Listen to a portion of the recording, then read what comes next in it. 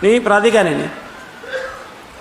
Ini untuk para dai, para ustadz yang nuduh bahwa Wahabi, Salafi itu teroris, membunuh banyak kaum muslimin. Ini benar atau tidak ini? Ini tuduhan, menyakiti kaum muslimin, tuduhan-tuduhan ini. Allah akan tuntut di hari kiamat nanti perbuatan ini. Enggak segampang itu. Banyak kiai-kiai, dai-dai, beda pendapat nggak ada masalah. Oh, imamnya juga berbeda pendapat. Tapi diskusi dengan ilmu. Jangan katakan Wahabi sesat, Wahabi teroris, Wahabi ini haus darah. Diskusi ayo, kita diskusi. Antum kiai siapa? Ustadz siapa antum? Gus siapa? Ayo diskusi. Tapi jangan nuduh, haram hukum dalam Islam menuduh itu. Mengatakan sesat, mengatakan haus darah, teror, membunuh kaum muslimin. Dari mana antum tahu? Dari mana? Nggak baca, cuma kata orang. Dan semua riwayatnya bohong. Semua riwayat bohong.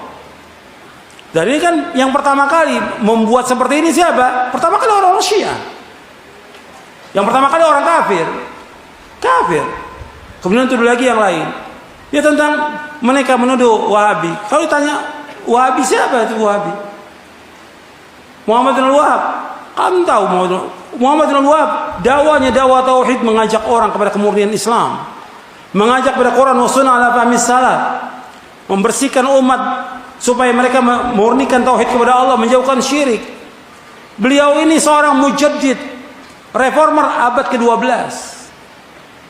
Dan juga kalau disebutkan pada Wahabi kepada dia, nggak cocok. Karena Wahab itu bapaknya Muhammad bin Abdul Wahab. Muslim Muhammadi bukan Wahabi.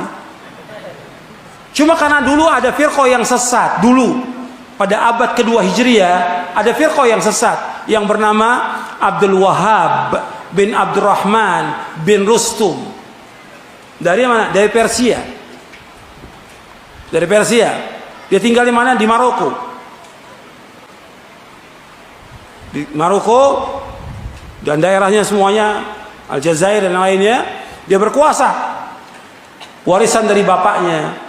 Dia mempunyai aliran sesat, Khawarij, Ibadiyah, membunuh kaum muslimin. Dan dia menalkan dari kaum muslimin, mengkafirkan orang-orang Islam yang berbuat dosa besar. Ini namanya Abdul Wahab bin Abdurrahman bin Rustum. Ini sesat. Dan udah nggak ada lagi ajarannya. Sering para ulama menyebut tentang kesesatannya dia. Nah, dia ketika abad ke-12 datang Syekh Muhammad mendakwakan dakwah tauhid, nah difitnah. Oh ini sama, mau disematkan apa ini?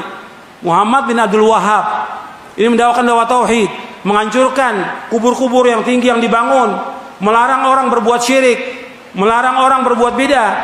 Ini apa? Musuh nih.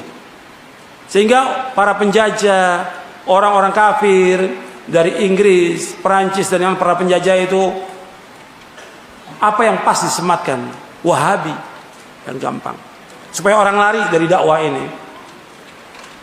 Jadi yang pertama kali setan membisikkan kepada orang-orang kafir. Orang kafir membisikkan lagi kepada siapa? Kepada tokoh-tokoh ahlul bidah ini yang menyesatkan. Apa? Pokoknya yang gampang. Oh, kalau ada orang yang mengajak orang kepada tauhid, melarang orang berbuat syirik, oh Wahabi. Mengajak orang kepada sunnah, melarang bidah, oh ini Wahabi. Ini tuduhan. Dan gak boleh seperti ini dalam Islam. Ini menyakiti hati kaum mukminin. Apalagi menuduh Syekh Muhammad bin Wahab, seorang mujaddid, orang soleh. Orang soleh. Antum bisa lihat dia orang baik, dipuji oleh para ulama seluruh dunia. Dan juga bagaimana dia dari buku-bukunya Anda bisa tahu bagaimana kehidupannya dia, bagaimana ilmunya, bagaimana dakwahnya.